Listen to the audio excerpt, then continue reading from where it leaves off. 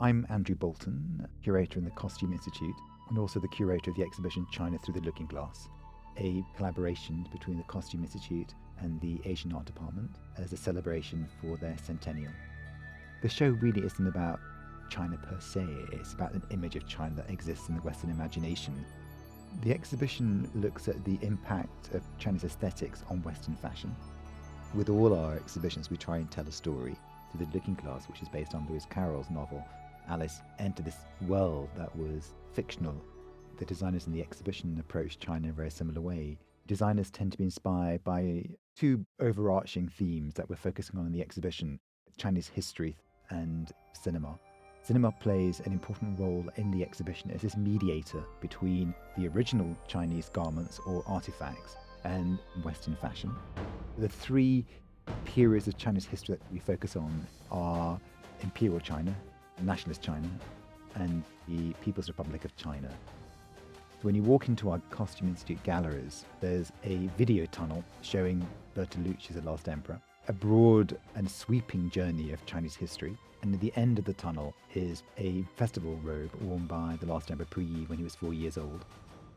Designers tend to gravitate towards the Imperial Robe, which is recognizable by 12 imperial signs, symbols of the virtues of the emperor. When they're woven or embroidered onto the robes, they're very subtle, and so they're very difficult to see. So we've collaborated with the milliner Stephen Jones and created headpieces out of them. It's another portal into the Chinese garments on display. The Art Felt Gallery is really focusing on the qipao, a dress form that was introduced in China in the 20s, and it evolved from the Imperial Robe, but it also incorporated Western tailoring techniques. The qipao really was a symbol of modernity. Part of it was the freedom of movement. In a way, you can make an association with the chemise dress and the flapper as being this symbol of emancipation. As you leave the Costume Institute galleries, there is a small gallery that focuses on the Mao suit.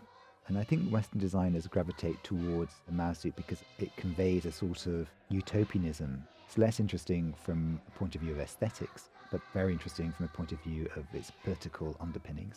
It really was the last garment that said China.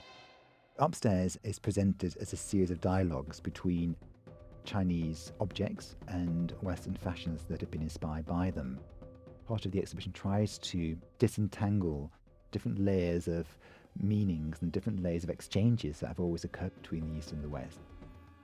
And every gallery you enter has its own story. May Wong was a figure who acted as a bridge between the East and the West, but was neither embraced by either culture, who was fated to play one-dimensional stereotypes.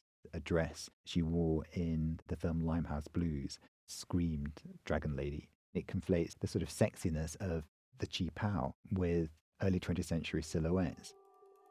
The Astor Court focuses on Chinese opera, a series of dresses that John Galliano created for Dior conflate images and ideas of the Peking opera with Japanese kabuki and also the Queen Mother of England.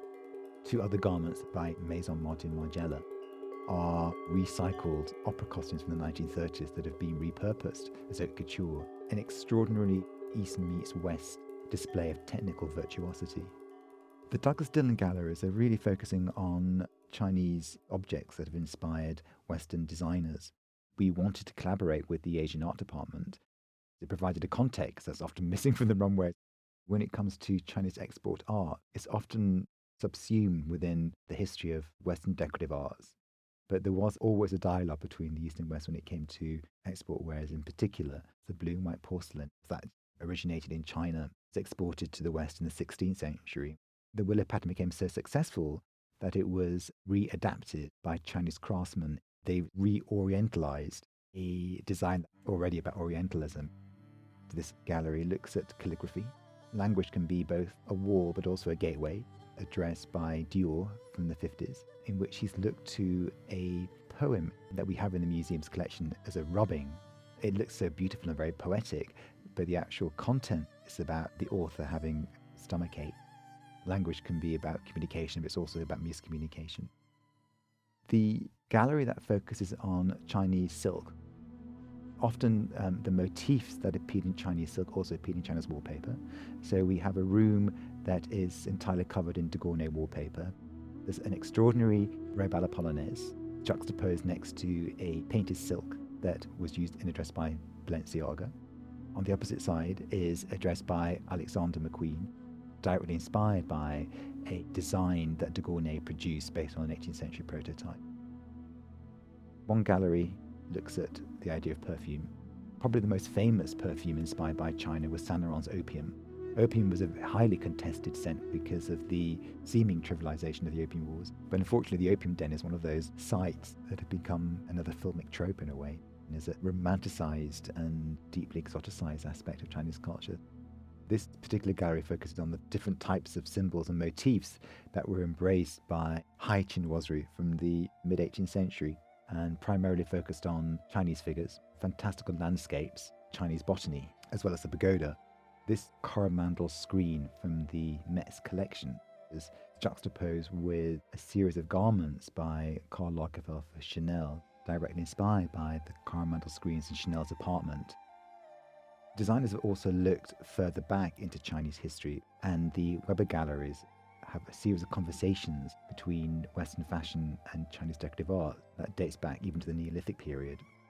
Western fashion is juxtaposed next to Han figurines, Tang Dynasty mirrors, Neolithic pottery. The small Buddha gallery is devoted to a Chinese designer called Guo Pei. In this particular dress has conflated both Eastern and Western signifiers. The bodice is an abstracted version of the lotus flower, one of the 8 Buddhist symbols. The actual dress itself is inspired by high-style fashions of the 1850s. The attraction of the East and West is less about appropriation and more about assimilation. The exhibition concludes with an installation of a bamboo forest, and the garments on display are inspired by wuxia, a literary genre that focuses on the martial arts hero existing in an underworld governed by rules such as honesty, a rejection of wealth and desire. This has often led many readers to look to wuxia novels as an expression of Buddhism. The power of clothing, its accessibility, we all wear it.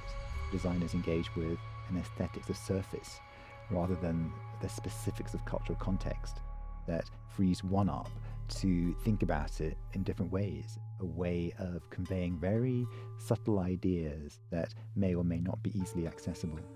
And I think that's what's so lovely about the Met, is that you're able to use the richness of the collection to create these visual dialogues to give you different ways of understanding both cultures.